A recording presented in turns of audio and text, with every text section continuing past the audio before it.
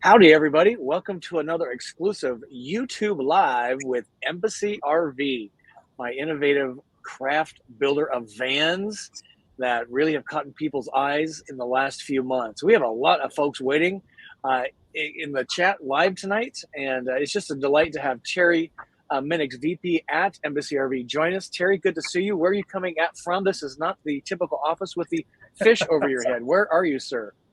I think I'm just out of Jackson, Michigan, in a Love's truck stop parking lot. What are you So I'm doing? Doing showing van life or something? the Ford Transit van's Wi-Fi works really, really good. That is so great. Well, if you're joining us for the first time, my name is Scott. Welcome to my channel, Go Small, Live Large. It's all about the van RV travel experience. And this is a sponsored video by Embassy RV. What we do here is we educate you, whether you're no time, still kind of researching, part-time taking cool trips, or maybe even running around full-time like I am. Terry is so important with the Embassy family about really introducing new concepts of RV systems. And that's why we've just been working together for how many years, Terry? A little over 2 years now, right? Yeah. Maybe even three, if I think about it. How How did we meet?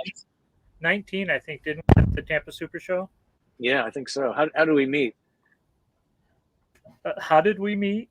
While I was eating hot dog the time we actually talked. I interrupted his hot dog. So we got a big show for you today. Let me throw the thumbnail up here. If you're joining us for the first time, what we like to do is really zoom in on your questions. And I'm going to start kind of branding this pro Q&A because Terry is a pro. He builds vans very differently than all the other people. And so we're kind of taking your questions for sure. Again, whether you're still researching, whether you are in line for an Embassy RV, haven't received it yet, or even if you're a current owner, we got a lot of folks in here. We'll call them out here in just a second. But today we're going to focus on a couple of topics. The black tank, very different approach in Embassy RV. Water system, very different approach in an Embassy RV. And what really makes everybody go like, what? Is like there's no wood in an Embassy RV. So we're going to hit those and some other topics, including a chassis. And Terry's got a big update on transit chassis here in a few minutes. Terry, maybe if folks are just joining us and they've never really heard of Embassy before, and or maybe they're just kind of poking around the edges, who is Embassy RV? What makes you guys special from your perspective? Well, we've got a lot of years in the vehicle building business and all sorts of vehicles. But a big thing that we did quite a few years ago, and the industry's kind of taken hold of it very well now. I actually created some of this many years ago, but the no wood concept, even as a manufacturer, once you really dig into that, it's amazing how deep it goes into all the aspects of the RV, from the composite subfloor gluing down and bonding to the floor with urethane adhesives and no screws through the metal, so you don't have to get underneath an undercoat. Screws that the undercoating's not going to last more than a year, so if you don't keep doing it, it's a problem.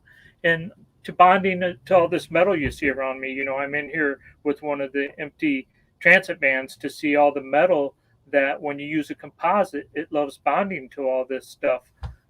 So it's amazing how many things change when you stop using wood. I just love that. And I think it's so cool to see it. Let me zoom back out so people get the wider angle. That's what vans look like from the inside before they turn into a house on wheels, right? Yes. It's pretty fascinating. It's pretty fascinating. And in transit, most people don't know a lot of this metal's hardened like stainless steel. Ford went a little thinner with the metal and they hardened it. Running a screw, if you hit a double thick piece of metal behind me, you can forget about it. There's no screw made that likes going into that. You're going to run through about 15 screws before you get one to go in. But when you bond, we don't have to worry about that. We only put a couple fasteners in a couple places just to hold it while it's bonding. And then the bond gives you the ability to vibrate without letting loose. So we don't get rattles. And that's a pretty big deal. No rattles. Except what's in your junk drawer in your van. I'm so proud to see you in a van. That is so cool. I do kind of miss your fish, though. Let's say hi to a few folks. And so we got Bob Scott coming in from Flagler Beach. We got Don and Jay. Good to see you. And this is the Fanny Wagon. in Virginia. I'm headed up to Virginia here in a couple months. I'm super excited. Sherry, thank you for everything that you do for the Embassy Owners and Wannabe group. Sherry's kind of our admin superstar. So thank you, Sherry, for everything you do for the Embassy RV family. We got Rory in Chile, Texas. Ed, icy New Jersey. There's Mark in Apple. Yeah, that one. So Terry, we got some familiar names, right? Yeah. There's Steve. Absolutely. There's Steve. Here's Steve Brown, Dayton, Ohio. Thomas. So a lot of folks. Tinley Park in the house. This is so great. Jasper. Looking forward to the session. Yeah. So here's let's see. I just saw a question come in. This is the format we like to use. So thank you, Sharon, for your question here. We'll take a couple questions, Terry, then we'll get into waste. I think it's just it's always a big topic for RVers, and you guys again approach this very differently than everybody else. So Sharon's coming in from Beaver Creek, Ohio, and the format we like to use for questions is 3 asterisks followed by 3 question marks. Help me find it. As your host, your question quickly. And Sharon wants to know, Terry, since the Chinook Bayside has a dry bath and the 19-foot Ford Transit, could you put one in the Transit Duo? I'd be willing to sacrifice storage. This kind of goes into some of your controlled custom. So a dry bath. There's even controlled custom. There's so many things that you have to realize in these vehicles that as soon as you move something 6 inches in the vehicle, there's something else that's in the way, either wheel wells or beams that you can't cut into that are part of the unibody construction, or catalytic converters or leaf spring brackets underneath. So it's actually, the designs that we have on the Dolphin S, the Dolphin SL, which is the Duo, and the different models that we do, it's kind of like an engineering marvel to make everything work the way it works in its location. So to do a dry bath in the Duo, I will say that's not going to happen. I don't even believe it can happen in that model, just because of the spaces and the things that working with around it.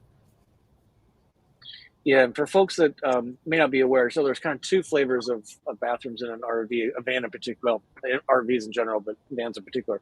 A wet bath is where the toilet and the shower and the sink are kind of all one room. Dry bath is where they're separated, so the shower is a separate space altogether. But kind of your approach to the shower and toilet could almost be called a dry bath in a way, unless you're using your shower, right?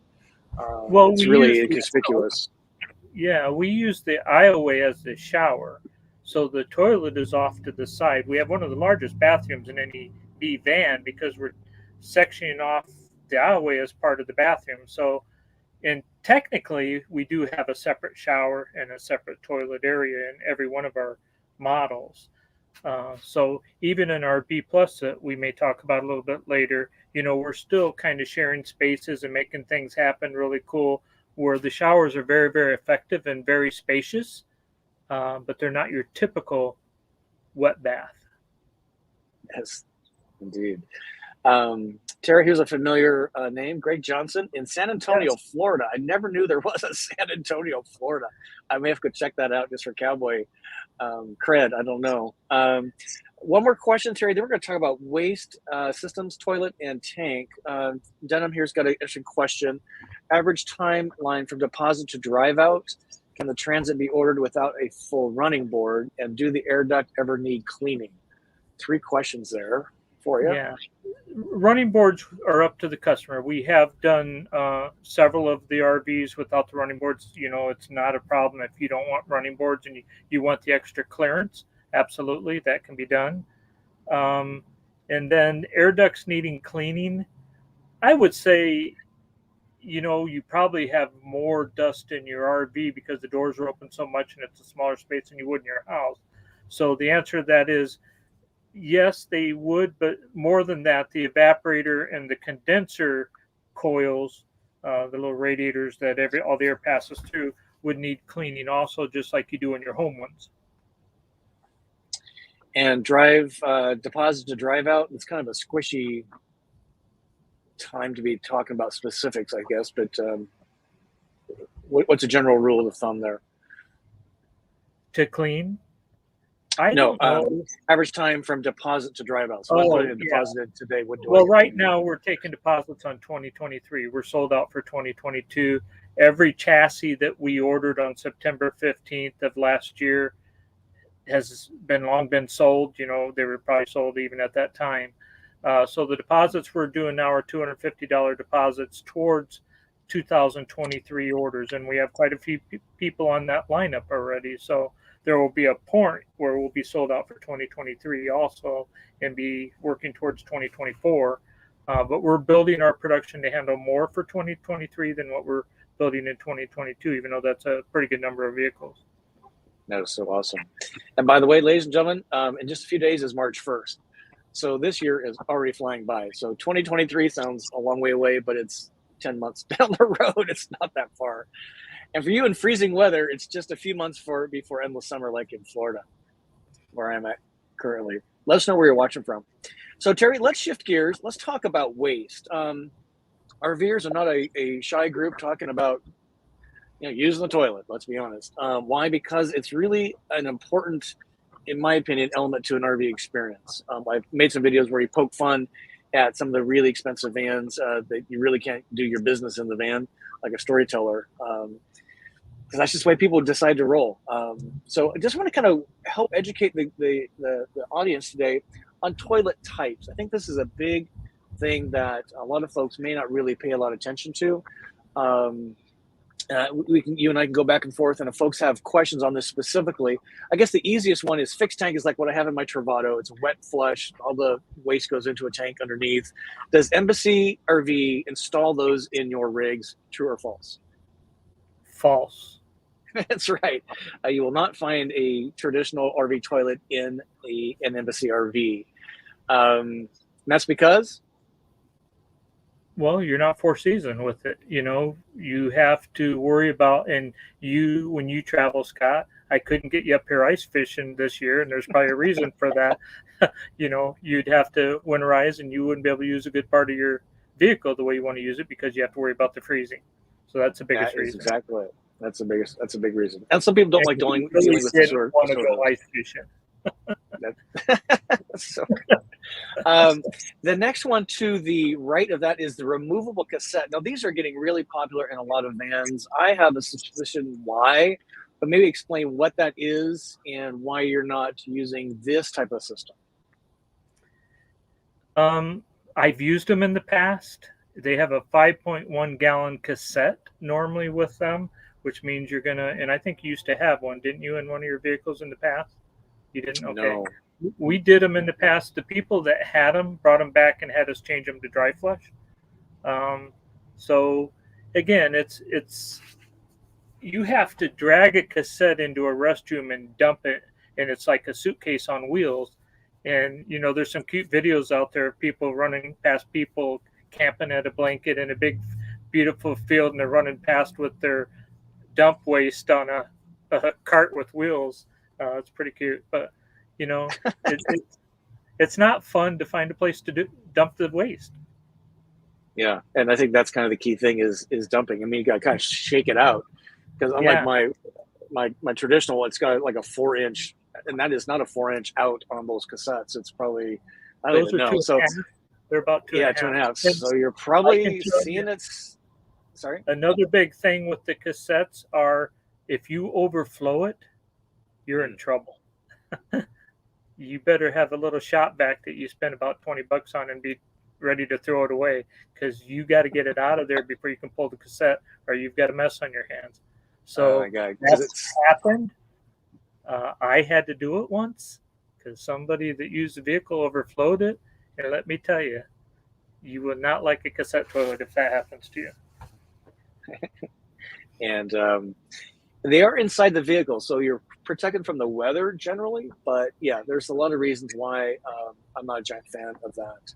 The next one, Terry, to the left, is what we're calling removable cartridge, the dry flush. There's no actual water. Maybe you can explain what this is. And this is kind of a big system that your customers are wanting on their Embassy RVs. What is the dry flush? I would say probably 95 to 98% of the customers are all on board with this. There's no water involved at all. It's truly a 4-season toilet. There's the only downside is yes, you're going to be buying some cartridges, but we teach how to get further with the cartridge. Even Dry Flush came out with a new pellet system you can buy from them that you put in and help absorb the urine and, just make everything go further. So it's a very manageable system that you never have to worry about what temperature is it outside. Am I going to have to worry about, the waste? You pull a bag around it and throw it away. It's kind of been described as like a diaper genie on steroids. That's kind of the way it works. Yeah. And I've talked to several embassy customers, and they really, really like their Lavio Dry Flush. That's the brand you folks are using. And the last one, Terry, is compost. I get asked about this a lot. You've put in a few of these. There's no flush in the sense that there's water involved. Is that right? But maybe kind of explain what a composting toilet is and how that works. And this one looks like it's the C head in the picture. The one I like is actually it's a separate tiny. The good ones have that. Mark Goodwin's on watching. He has that. I actually like that one. We have a couple more customers that are buying that one to have us put in their vehicles that we'll be building. So as it comes to compost, I think the separate tiny is the top of the list. It's built well. It's easy to manage. It's easy for the women and men, which I learned on that one that was in your picture is not. There's some real difficulties with that one for the women. So you have to understand, when they're not all designed equal. So just do your research. But the separate tiny is a good one.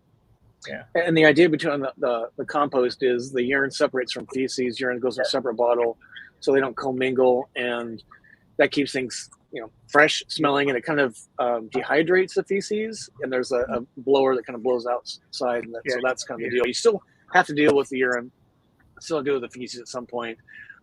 Whereas a Lavio, you kind of do your thing, and you never see it, smell it ever again.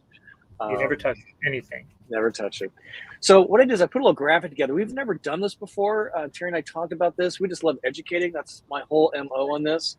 And Terry loves that way how we roll. So I put this little graphic together, just kind of give an idea of capacity. Terry, maybe just kind of talk through the cassette uses and how big is a cassette. So if somebody wants to bring another cassette with them, that can just store it in one of the closets. Is that the way that works?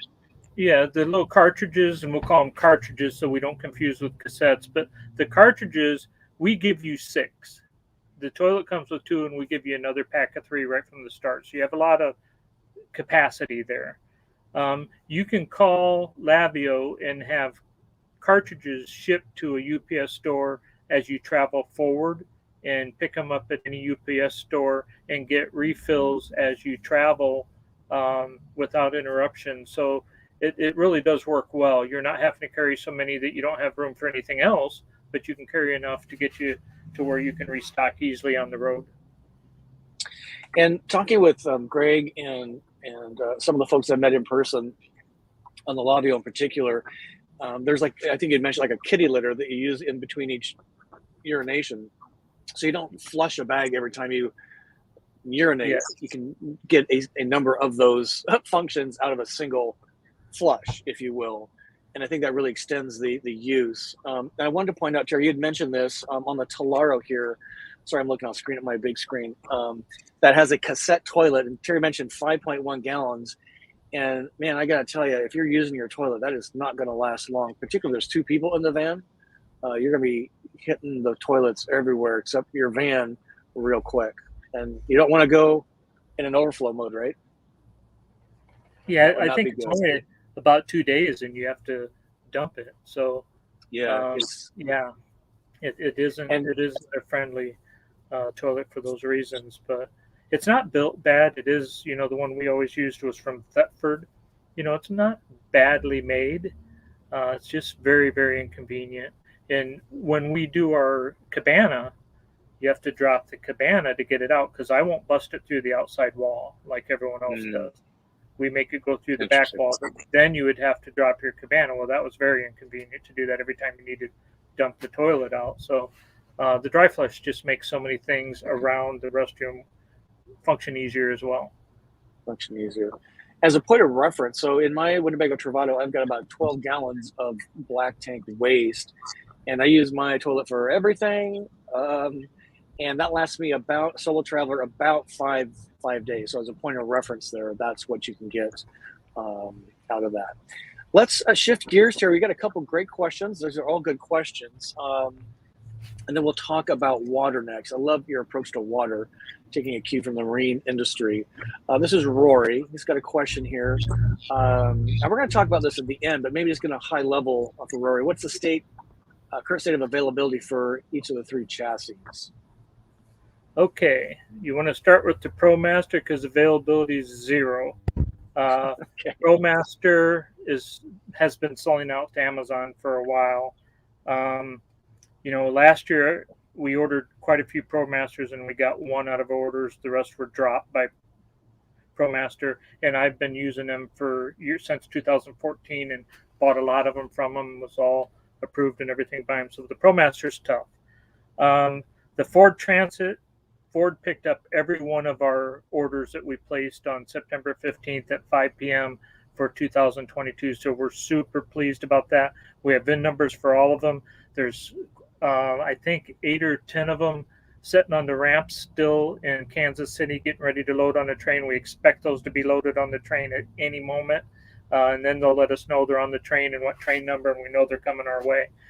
The Sprinter was running the longest. We were able to get some more Sprinters at the end of the year and the first part of January. Its production is down now. They're in their model change right now. So the Sprinters you can't get right now. If you even wanted to order one, you got to wait till the order bank orders back up. But they'll be in the game. They'll be producing vehicles when their order bank comes back up. So it sounds like things have shifted a little bit toward the positive on the chassis, although it's still a little bit of a bumpy ride. And congrats on getting your transit VINs. I know that's a huge thing. It's like getting a birth certificate, even though it hasn't really been delivered yet. That's a big deal, right? Yeah, and I'll tell you, not everybody has that happy news like we talked earlier, Scott. There's a lot of conversion companies that have not seen VIN numbers yet, but I think that's part of being Ford QVM and being so close with Ford on our quality, and they just love what we're doing to their vehicle. So we feel very, very fortunate that we were one of the first companies that Ford picked up all of our orders. There's a whole lot of companies out there that aren't singing that tune right now, and they still don't know when they're getting theirs. Yeah, that's a great point. Let's say hi to a few more folks. I recognize some of these names. This is Mississippi Pyro, Gainesville. We're going to be in the area at the Ocala RV show. Maybe you can swing down and see us. Here's Linda in the house. We've met Linda in person at our last camp out, Fort Worth. And here's Nancy. Nancy's in Longmont, Colorado. Nancy's running, getting her rig remodeled from Embassy. Maybe you can just give a quick shout out to Nancy, Terry, and how would somebody want to get an RV remodeled through Project Bear Cub through Embassy? Maybe just give a 2-minute update on that. Yeah, we just love that project. And like, again, Scott and I were talking before the show a little bit. Nancy was a perfect recipient of our launching of that Bear Cub. You know, it was a perfect vehicle to take on. It was Ford Transit. It needed some help. We've stripped it all down. We've prepped everything back up. We've now got the floor, the walls, and the ceiling in it. And now we did all that offline. And now she's going to be pulling in, I believe, in the next week back online, just like a new vehicle would pull right down the line, get built like every other vehicle that we build down the line. And if you're not familiar, what this service is to take a van that a customer wants to have, I'm using the word remodel, and in Nancy's case, it's kind of a gut rehab. So if you want a lithium system, or you want wood removed and some insulation put in a more Embassy style, they are entertaining, applications, questionnaires on their website to investigate whether that project is something that they would want to do. But if you're interested in that, to just reach out to Embassy RV. There's a chat bot there. You can get the ball rolling. But super excited for Nancy. We would like to limit it to vehicles no more than 4 years old. We did get some vehicles back from the 70s that wanted remodel and stuff. And there's just so many other things that go along with that old of a vehicle that it makes it really tough to jump on that. Some people were begging us to do some really unique vehicles, and it's just, you can't go that far out. When you're building these kind of vehicles, the time it would take to create something like that is just too involved. But Nancy's, like I say, was the perfect thing. It was Ford Transit, a couple years old.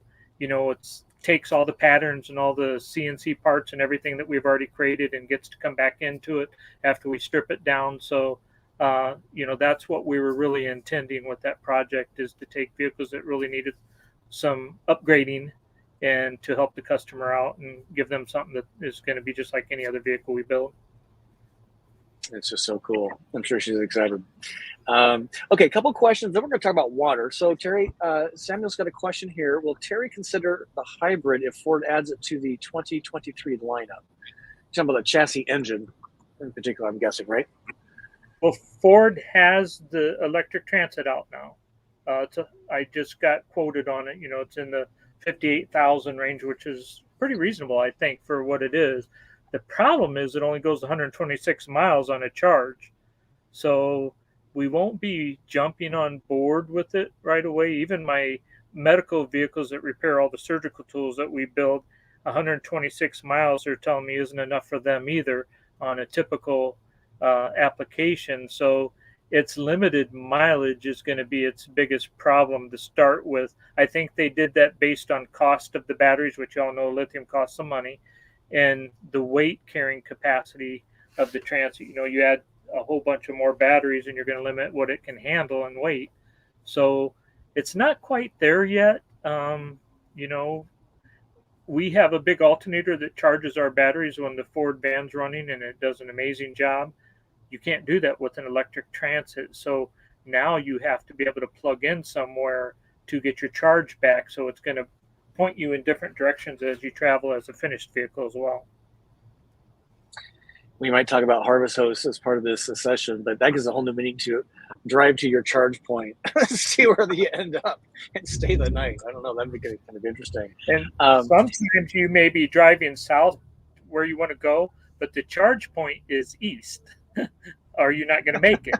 So you could be driving 50 miles out of your way to get charged, and 50 miles back and need charge to get in another 100 or 50 miles. So it isn't ready yet. Yeah. We did a Volta interview with Jack Johnson, co-founder, and he kind of explained some of that. And it's kind of a chicken and egg game a little bit. So, hey, if you're getting anything out of this today, sure appreciate a thumb up. That helps Terry know you really enjoy this, helps YouTube share it out more readily. And this will post for a replay right after this. So give us a thumb up, ladies and gentlemen, on a Friday afternoon. Terry, we got a couple more questions here, and then we want to talk about water. There's Denim has a question on can a leveling system be installed? And maybe what is a leveling system, and then what are your thoughts on that? And you can attest to this, Scott, I don't believe you need it. It's a wasted amount of weight added to the vehicle. There's really not a lot of room under there. When you add, the little bit that we put underneath, there's things under there that you got to look out for. These vans are pretty stable, and most everywhere you park is level anyway. You're not going to park in a parking lot that's on a 45-degree pitch when you want to go sleep for the night. Most of your hotels, all your campgrounds, even your harvest host, there's very few places you really have to worry about level. Now, if you go up on top of a mountain, you may have to carry some of those little Lego plastic blocks to sit out and pull up on one of your tires with that to get you level, because you don't have level ground. But that's a worst case scenario, I think. Yeah, I would totally attest to that. God gave us really great leveling systems. It's called the inner ear. And I kind of look, and then when I get to a spot, I actually put my rig in neutral and let it kind of find where it wants to go. And if it's going too far one way or the other, then I know I need to readjust the parking. So the worst place I park is at my home base at one of our Airbnb properties where the driveway is like this, and I use leveling blocks. That's the only time I ever use. 3.5 years. That's the only time. But we have a built-in leveling system. So I agree, Terry, you don't need a leveling system in a van. And there was never any screaming or anything that you were out of control and had to pull the emergency brake? No. You were on a big slope? No, you visually inspect first, and then you get your interview going. Okay, I got it. And try to always arrive at your campsite before dark, boys and girls. There is nothing worse than arriving and there's sticks above you, below you. You just, if you're actually in a situation like that, get out of your vehicle with the lights on. Don't lock yourself out, and inspect the campsite before you kind of get set, because you will have a surprise that you don't want probably. Terry, let's talk about water. This is such an important ingredient in the RVing experience. And even though we're surrounded by water in so many places and so many ways, it's kind of one of those, oh my God, water, right? So let's talk about tanks. Now, the tank I have in mind is a black plastic tank. It holds 18 gallons of fresh water. It hangs out the underside of my van, so it's exposed to the elements. It does have a warming pad that Winnebago attaches to the bottom that keeps it from freezing. But you have a very different approach, and that's the collapsible bladder. Maybe you can kind of give us some kind of the pros and cons of both, and why you choose to do something very differently that's a nod to the marine yachting industry. Well, one, anything that creates heat to try to keep something from freezing is taking energy from your battery. So you're wasting energy that you really want to use for other things for your battery. So that's the biggest thing, because if that thing's sitting outside like that and it's, even 25 degrees, that heater's working, it's a little hard off to keep that from freezing. So you're really using energy. And then when you put it inside, we're a true 4-season vehicle. We have the bladders underneath the driver's sofa. It just happens to be that our hydronic system and our heat exchanger is on the same side, not far from the bladders, and it's open to each other deliberately, so we get radiant heat from the heater to the bladders. So all the plumbing's right there. I am one of the few people, if not one of the only companies, we don't have water on the passenger side. All of our water's on the driver's side, and there's a reason for it. You're not having to run your plumbing under the floor or trap it between the floor in the middle of the van. The plumbing's controlled by the heater. It's all inside, and it's literally within 6 foot of it. We don't run it even all the way to the back. So it's a very controlled system that is truly 4-season by doing it that way. I lost your sound, Scott. I was coughing, sorry. I think one of the interesting things is that a plastic tank, whether it's full or empty, takes up the same amount of space. So you can't do other things in that same space as you guys have done with, bladders that kind of adjust on demand. And one thing you and I talked about earlier, again, is the bladder, when the water shifts. If I was to put one of those tanks under the sofa and someone's sitting there going down the road, you'd hear water constantly swishing back and forth, and it'd drive you nuts. The bladder doesn't do that. It doesn't shift. It's controlled. It doesn't have any air, so water doesn't where to shift. So we haven't done this before, but I thought we'd do just a little comparison showing the different freshwater capacities and filtering. This is one thing I'm actually kind of happy that my Winnebago Travato does have, is it's filtered coming in. I do that myself, and it's filtered at the tap, cold water for the kitchen galley at 0.5 microns. Terry takes it kind of a different, even further. But maybe just kind of walk through us, Terry, on capacity and the filtering process. And again, you mentioned it's inside, which means it's totally protected from the elements outside. Mine is not. Right. Yeah, and 0.5 is really good, Scott. We did go to a 0.2 micron. So that's a rare filter. You won't find it at Lowe's and Home Depot. So we're doing an ozone purification at the water tank. We have a DuPont Tedlar liner in our water tank that can't build any bacteria or anything on the liner. The ozone kills any bacteria in the water, and then it flows through a 0.2 micron filter. I don't believe there's a better quality water out there than that. So the filter is very important. When you're running the ozone system, it cycles the water in a circle, and it's putting ozone into the bladder to kill bacteria. It's going through a 0.2 micron, putting ozone in it and sending it back to the bladder. So you're really scrubbing your tank and keeping the water as clean as you can keep it. And it's so important, because sometimes you're getting water out of a faucet. You may not really understand how clean the water is. Yeah, it's a really important part of the RV experience is to have a good water system. Terry, we got a couple of questions here. This comes from Terry.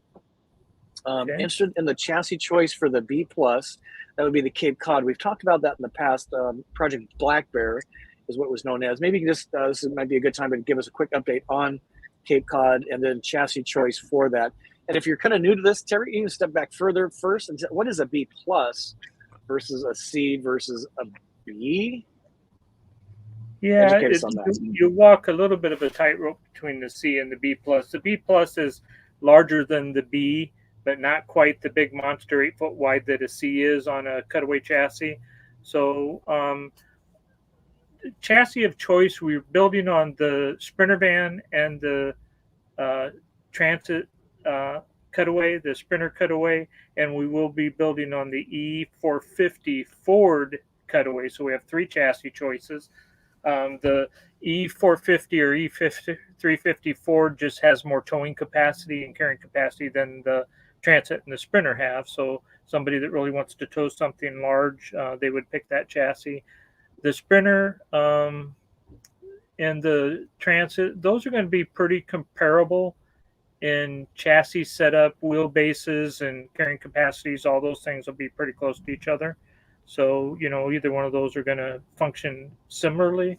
The Sprinter would be a diesel and the Transit would be a gas. So that would be the big difference. Yeah, let me show this. So people, so again, a Class B van is literally built inside a van shell. And typically a B plus or a C vehicle is built on a van chassis. Maybe, Terry, you can just kind of explain what we're looking at here. This is called a cutaway chassis. Kind of explain what this is and how that works for a B plus or a C, kind of blending the two. So they use a typical van front end. I believe that's the Transit right there. Transit, I think so. And then it's a unibody construction, which is different from most of the C's are the E450 style vehicle where it's a truck frame. On the Transit and the Sprinter and the Promaster, those are all unibody construction. So they're a lighter weight chassis frame that you work with. So when you get done, with our composite body, we have quite a bit of carrying capacity on a vehicle that's easy to drive, basically. And one nice thing about a cutaway chassis, like the Cape Cod that Embassy is developing right now, is it gives you a lot of flexibility because you're in charge of the house that sits on top of this. Whereas a van, you're really constricted to the insides of the van and maybe the outside, like in my case, water tanks hanging off the bottom. But it gives you a lot more flexibility, a lot more room. And that's a big difference between the two is the way it's built and why it's built that way. Right. The B pluses give us a lot of skirting storage below floor, where in the Bs, there's so much going on there. You have very little space to put things underneath. Plus, you get square walls.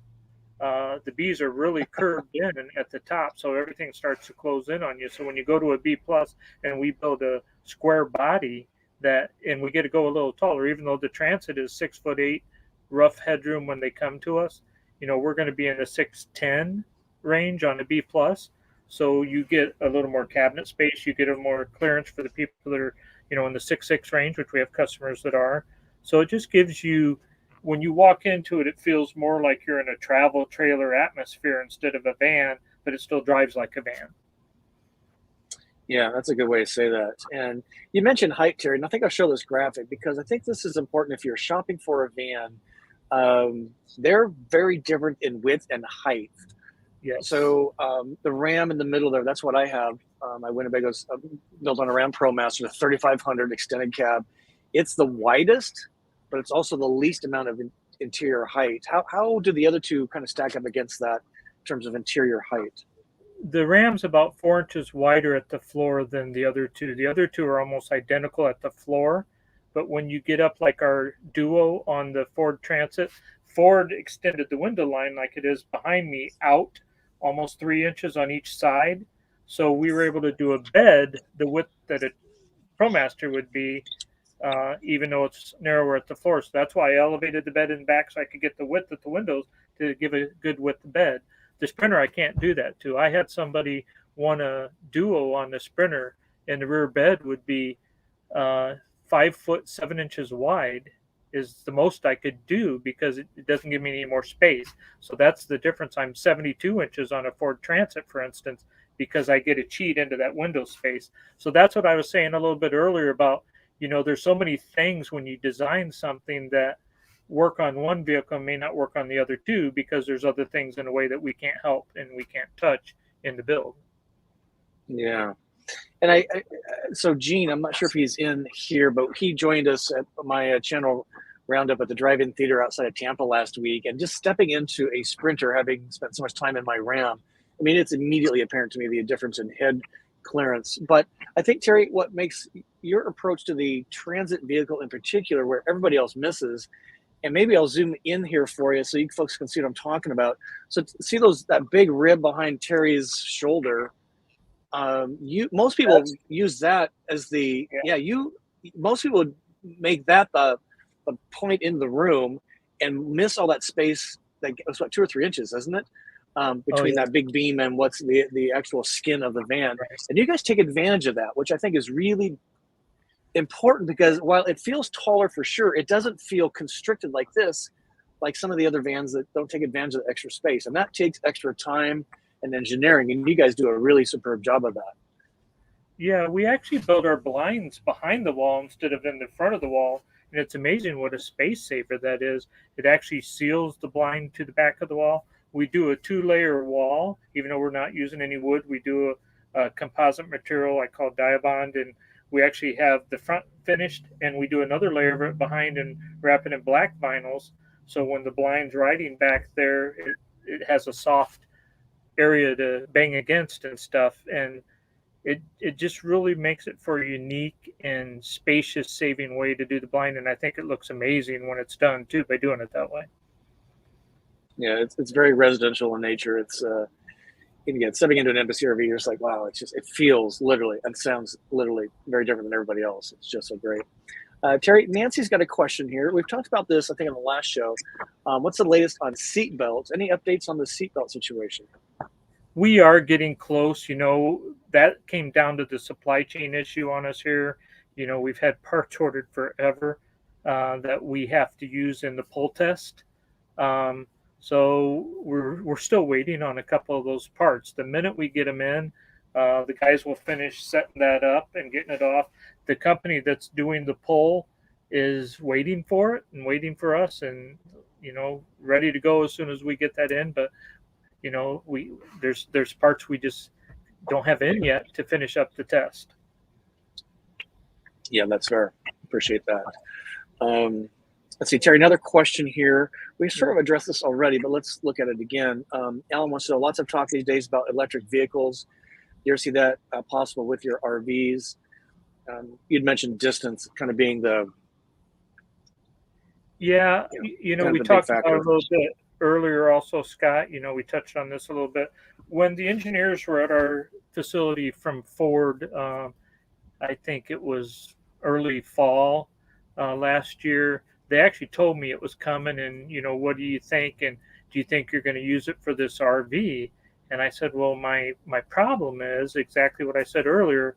You see the alternator we're doing. That alternator does a beautiful job charging the batteries when you're running the engine or idling the engine. You don't have to run and plug in a cord. You can truly be stealth and go anywhere you want to go with this thing.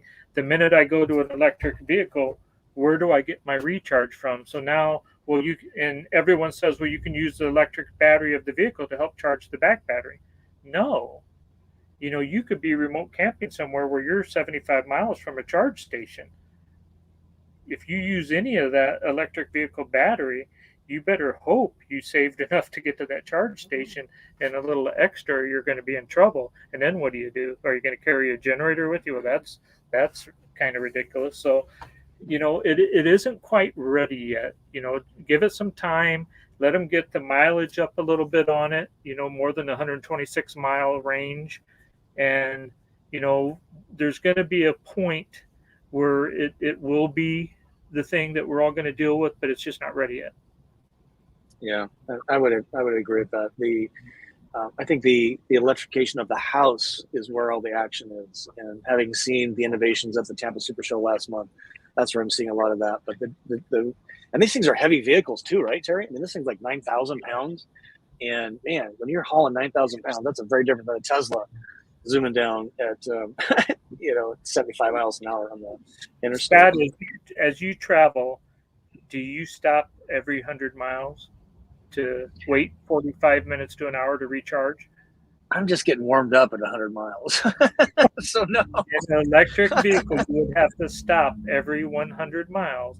And sometimes you're driving again 20, 30 miles out of your way, maybe 50, to get to that charge because there may not be one on your route. Then you have to sit there for 45 minutes at least to get a charge.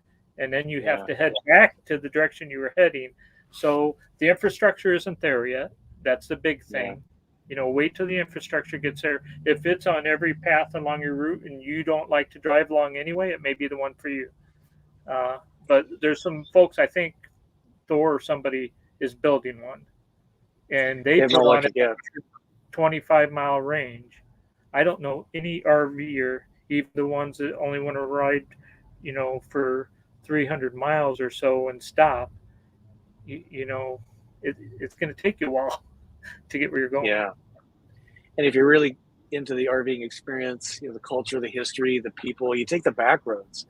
And I'm guessing there's even less charging stations on county, state highways going through small towns. So you'd be really limited to the interstates. And so it's a very different. So I think it's, electrify the house. There's a lot of technology. They can go to the house, I think, before the chassis gets electrified. This is my personal opinion. But Terry, a couple more questions. We've got about 15 more minutes. Get your questions coming in. We got a couple more topics to cover. These are just great questions. Speaking of energy, MLS, Terry, wants to know any updates on the 800 amp hour battery from Embassy. Both Lithionics and Mastervolt are both close to having the 800 amp hour battery.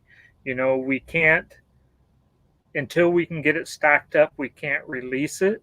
We're still on the 630 amp hour battery right now. It just is, there's just no way to get around it. We are working beautifully on a 630 amp hour battery. The one thing I say too, even though we can go 800 amp hour and there will be a time we will, you don't really need it. We're functioning beautifully on 630 amp hour. Nobody's complaining. Your charge times are decent. The alternators are doing a beautiful job getting the battery back up. We try to get you to only go down half of that 630 and get it charged back because it doesn't take as long. So it's all about battery management, no matter if you're 800, 630, 450 amp hour. A good lithium battery is a good lithium battery. And when you learn how to manage it, it isn't as important of the amp hour unless you're really going to go on top of a mountain, get away from everybody all the time. Yeah, and I can attest to that. That is for sure.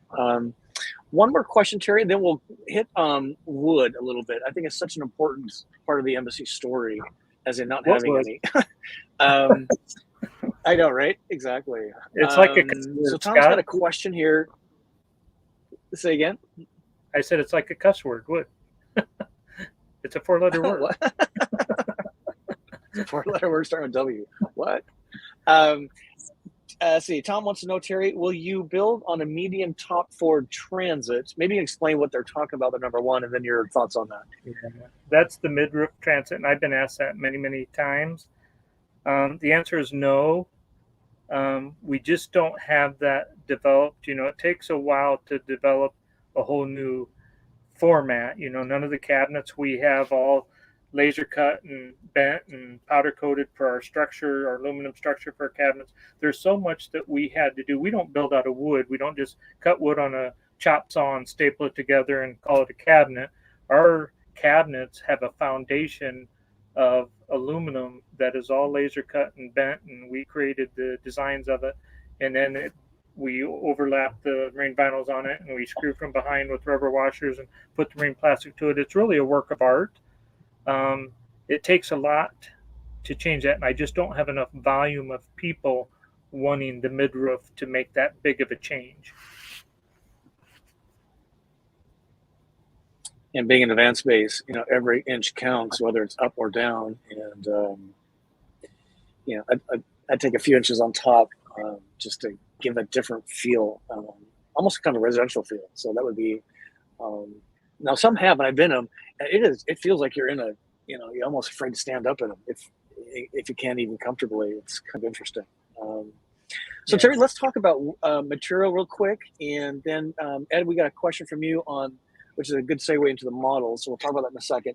But again, your materials, Terry, really takes a nod from the nautical industry, marine plastics. You've talked about that, but the no wood is very, very unique. I can't think of another RV that has no wood in it. It's just really, really unique. And maybe just Scott, kind of, where did that come from, and why is that such a big deal? well, I was so close to it for years. From 2014 on, when the Promaster came out, I had very little wood. I mean, very, very little wood. And in 2019, I decided to eliminate that and go to the zero wood. And that's when I even learned, when I did that, there was some really cool things that happened from that. But I don't even think most of your yachts and boats can say they're zero wood. I think they all have some wood in them. We're zero wood. We're absolutely not an ounce of wood. It can't warp, it can't mold, it can't mildew, it can't deteriorate, it doesn't rot. If water gets on it, or humidity gets on it, or moisture gets on it, nothing happens. It doesn't build odors because it doesn't absorb. Your moisture absorption is your odors in a van. So when you smell a musty van that's 2 or 3 years old, sometimes a year old, it's because humidity isn't controlled real well in the van, because the doors are open constantly and you get moisture in. Ours can't absorb anything. So you, and Scott, you see that. You visit a lot of our customers. If you travel around and you walk in and you don't smell anything, there's no odor.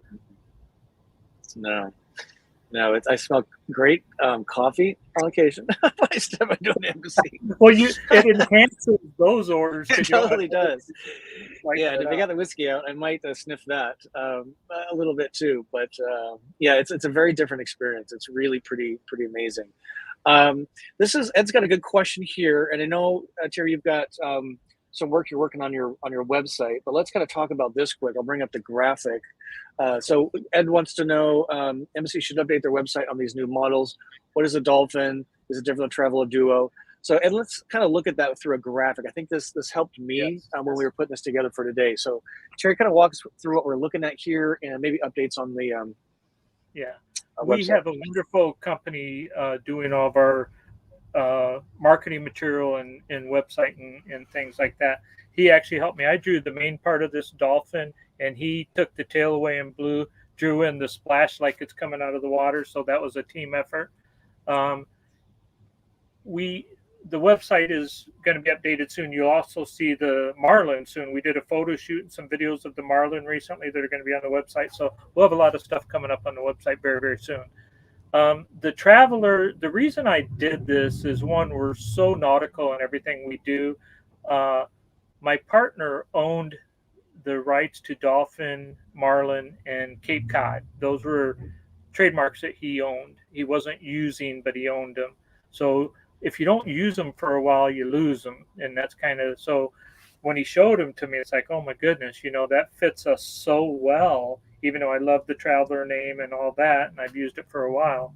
I grew up in Fort Lauderdale, so all this kind of fits right into, my life as a younger person.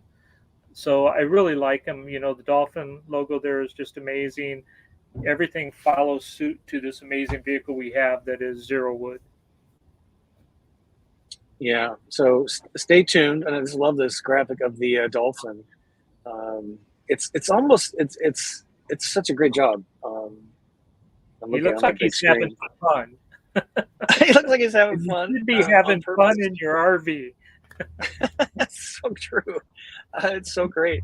Let's see. I think we've addressed these a little bit, but maybe just a bit of clarification, Terry, for Ron.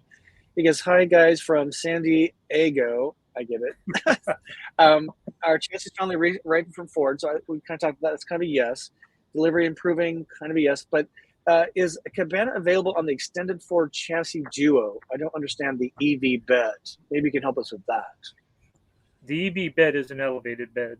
We do offer the Cabana on all of our models. We do have to technically shorten up the overhead cabinet that we created in the Duo, which is now the Dolphin SL, a little bit, just to absorb the top of the Cabana when it folds in. The elevated bed is to get the bed into that window line like you see behind me that sinks in, where we could make it 72 inches wide. If I would put that bed down low, you're not going to be 72 inches wide. You're going to lose 6 inches of that. You'll be 6'6" on the width technically. So by elevating it up and giving the ability to put bicycles and stuff below it, which is the other part of that equation, and then it gives you some amazing storage in the areas that we support the bed. So there's a lot of pluses by bringing that bed up and elevating it and getting it into the window line. You get more storage down below for things you want to put in that are a little bigger that you can't get in the other units easy. And you get a lot more storage on the supports that we build to elevate the bed on. Yeah, I appreciate that. It's a great answer. Terry, this name will probably ring a bell. Myron says, I spoke to Terry yesterday about the Embassy RV concerning buying. Really appreciate the time you took to answer all my questions. So, hey, Myron, thanks for tuning in today. Appreciate that. Hey, when you're talking to Terry and the team, if you found out about Embassy through Go Small, Live Large, be sure and let them know. That helps us keep working together. Terry, this is a kind of a nice segue. If people want to learn more, or if they want to see an Embassy RV, if they want to come tour your shop, I don't want to call it a factory because it's really more of a craftsman shop. How do they get more information? What's the best way to do that? Normally you'll send a request in, and Wanda is the gatekeeper, as we all know. And we are getting ready to move into our new building, so we're probably not going to do a lot of tours right now because we're going to start building our Fortress composite plant March 1st into the new building. They're already probably moving a little bit right now. And then we're either going to be moving the RV side or the commercial side in right after that. And then we hope to be moved in maybe by the 10th of March, the whole place, except for the office. They don't have the offices done yet. So we may be keeping the offices where we're at for a little while longer till our offices get completed. But that's the plan. So once we're in the new building, then we'll start doing a few more factory tours because we'll be in our brand new facility. And I can't wait to see it. It's so awesome. And it's on the airport right there in Elkhart, right? So it's right on airport property. Absolutely. It's on Aeroplex Drive. Aeroplex Drive. That is so great. Couple more questions. We'll go just a few more minutes, folks. You got some great questions. We've already addressed some of these, but I just want to give LR Jasper a nod here. Status of full testing seatbelt configs. We've kind of talked about that. Seatbelt configurations, Terry. Anything to further on that particular point? We're going to have belts on every one of our models. You know, different models will have different amounts of belts. You know, the Dolphin SL standard, not the sport model, the Dolphin SL will have 4 additional seat belts in the back. The sport will only have 2 because it loses one sofa and adds the cabinet to it. The Duo, which is the Dolphin SL, we'll have 2 because we aren't putting belts on the elevated bed. You can't do that, but we'll have them on the 45-inch sofa that's behind the driver's seat. So that's kind of the belt configuration. That's so awesome. Very succinct. Appreciate that. Heart is where you roam. Terry has a question about the dry flush. Do you just throw it away in a dumpster, even though it's human waste? Do you throw away diapers when you change a baby's diaper? It's the same. It's a similar process. Yeah, you do. Exactly the same. Let's see. And Scott, we talked about this. I will mention that I double bag. You know, it has the leak-proof bag that comes with it that you wrap around it first, and I usually have a scented bag, you know, that you buy by the 100 packs like you would at home, a tall kitchen bag. I put it on also when I throw it away, so I do double bag it just for, you know, that purpose. But there is products called poo powder and different things out there that if you put it in each time you use it, it's just a little scoop of it. It actually disinfects and sanitizes the waste. So if you want to be technically, you know, fully compliant and you feel about that, you know, you can buy some stuff that'll actually make it sanitary. I'm looking at your questions. We've got just a few minutes left. Are you okay to go another few minutes? Sure. Okay. This is a good segue. We talked about this before the show went live. So J Turbo 68 wants to know, how is Project Blackbear coming along? Any details to reveal? Terry, maybe you can just tell us, what is Project Blackbear, also known as Cape Cod now? And then what's the public reveal looking like at this point? Project Blackbear is what we're calling our B plus project of development.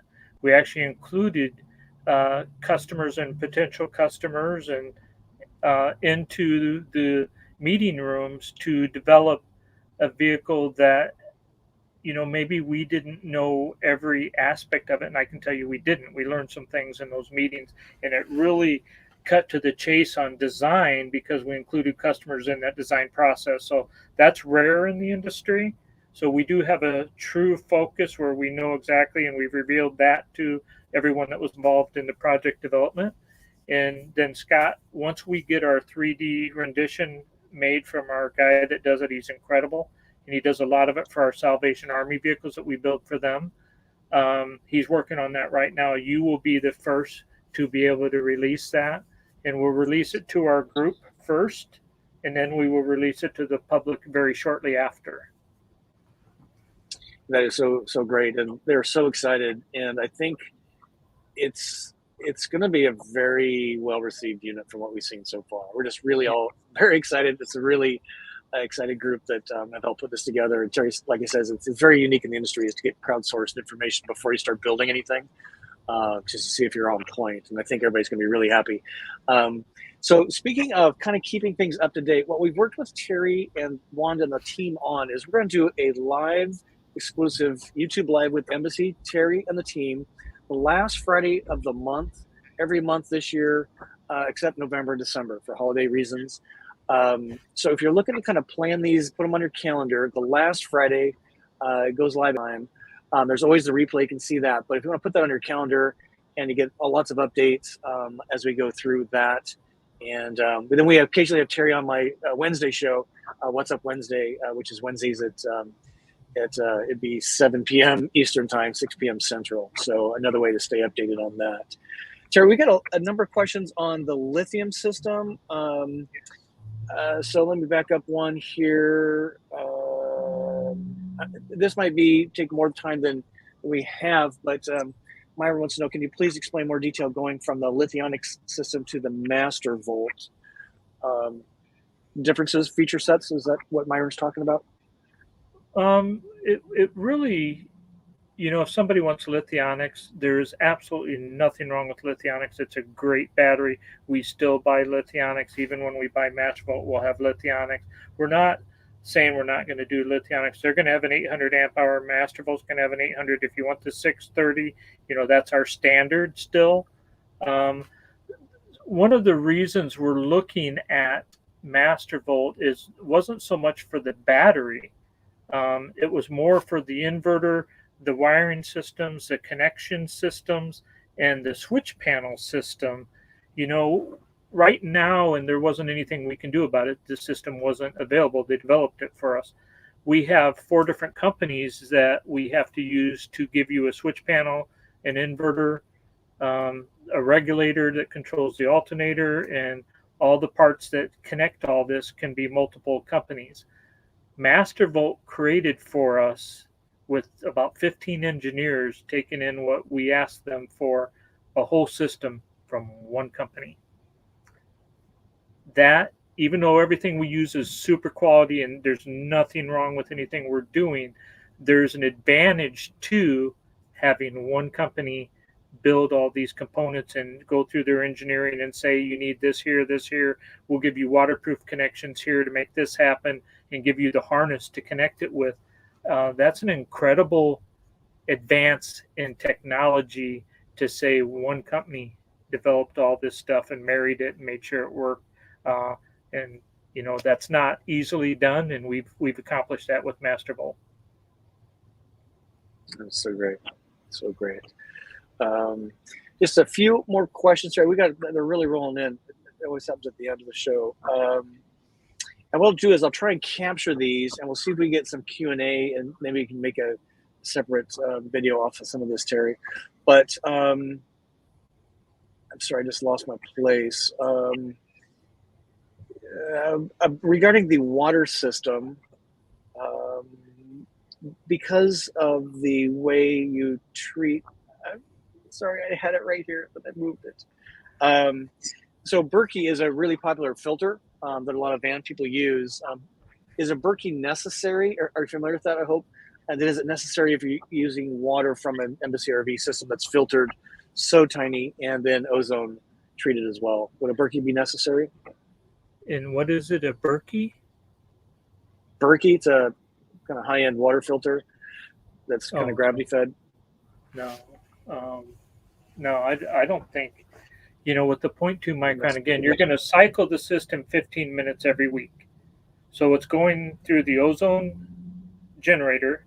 It's putting ozone microscopic bubbles into the water, dropping it into the flex tank from Nauta, which is Tedlar line from DuPont, which has a bacteria-resistant liner they use in hospitals for the lining of the tank. It's being pumped out of the tank with the pump, pumping it through a 0.2 micron filter, hitting ozone to it again, and throwing it back into the tank for 15 minutes. I mean, that's just incredibly clean water. And then every time you pump it out of the tank and run it through your faucet, it's going through a 0.2 micron filter again. So I don't think there's a better way to do that. Yeah, it's. I would tend to agree with you. They're very popular, those Berkeys. But yeah, I and they take a lot of space too, which is kind of interesting. Yeah. A couple questions on lifts, and then we'll just go for another 4 minutes, Terry. I know it's end of the day for you there. So we're not going to get to all your questions, but we're doing our best. So let's see. So Ron wants to know, can a 2-inch lift kit or roof rack shipped to Embassy be installed during build? Understand installation charges. I know you have kind of a perspective on lifting. What about roof racks? If you're talking lifting the van itself with the lift kit, is that what he's asking? I think so, yeah. Yeah, we can't. You can, we can't. Part of Ford QVM is, you know, when you're working with engineers from Dodge, Mercedes, or Ford, believe it or not, it's a lot about what you can't do more than what you can do in some cases. So Ford wants the vehicle to leave our facility as much Ford as possible. Well, why are we top tier Ford QVM? Because it leaves our facility with the only thing we touch on Ford's electrical is a ignition signal they give us for the upfitter. We don't tie into anything else Ford. With our new hydronic system, we don't even tie into the coolant lines anymore. So that's a big thing. Ford said we can't change the tires, we can't change the wheels, and we can't put sumo springs or anything like that on the vehicle. But when the customer buys the vehicle, it's their vehicle at that point. They can do what they want with it within reason. They don't want to void Ford's warranty by doing something they shouldn't be doing.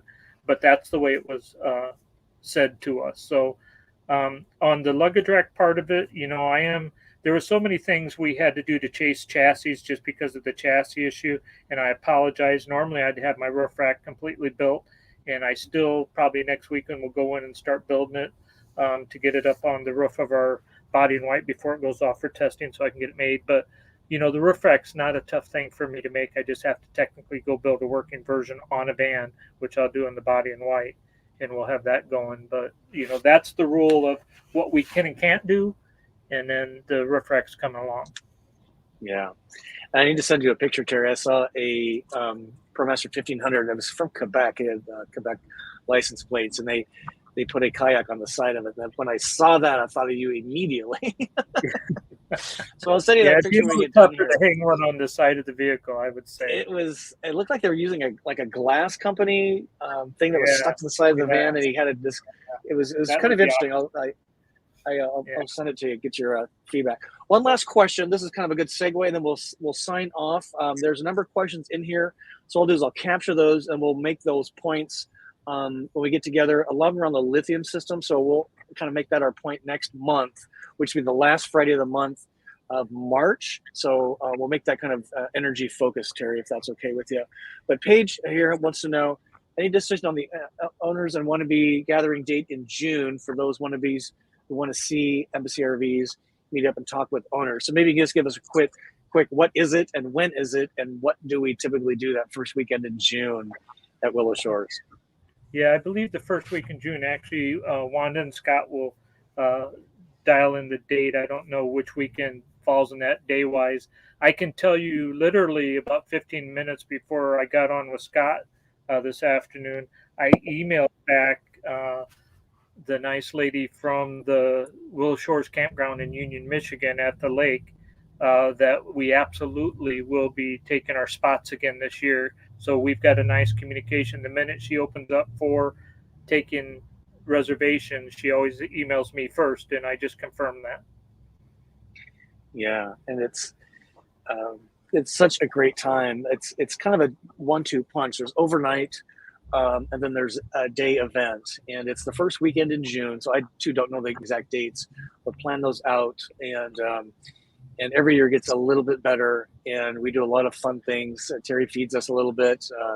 Last year we had a whiskey tasting. The year before that we did a beer tasting, and there's a whole lot of learning and sharing, talking with the owners, and it's just a really great fellowship around the van experience. So put that on, and more to come as we get a little bit closer to that.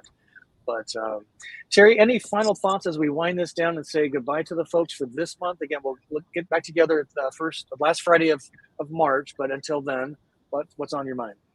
Well, we actually feel really good right now about the fact that all of these wonderful people that have been waiting quite a while, some of them, I talked to somebody this morning that it's a year today that he gave his deposit and started, his journey, and his was the January, February, March ones that got canceled last year from Ford.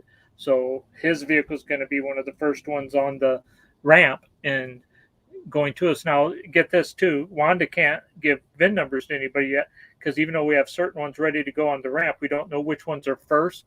So if I gave a VIN number to you, you could be the 8th one, not the first one that hits our door.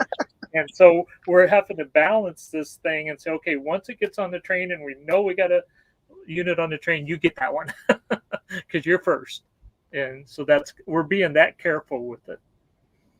Yeah, you don't always want to what do they say? Over promise, under the other way around. Under deliver, over promise. Is that the way most people do it? I don't know. Yeah. You guys are just so great for that. So, well, Terry, thank you for all your wisdom. Pro Q&A with really an expert in the industry. Just really pleased, as always, to have you, Terry, teaching the audience and taking questions and just describing why Embassy is so different than all the other vans out there. And just to thank you, everybody, for joining us today. Give a thumb up for Terry and the team, and we will see you next month. Watch for that posted on my website soon. Yeah, thumbs up for Terry. That is such a pleasure always working with you. So, yeah, I appreciate that. Thank you. Say hi to Wanda. We got to get Wanda t-shirts made for this June. Well, we'll have some dolphins and marlins and things on the shirts this year. That's true too. Oh my gosh, we got so much work to do. So much fun. All right, Terry, thank you. Thank you, everybody, for tuning in and watching the replay. We'll talk soon. Keep those questions coming. We'll try and get them answered for you on the comments and on YouTube. We'll see you next month. See you later.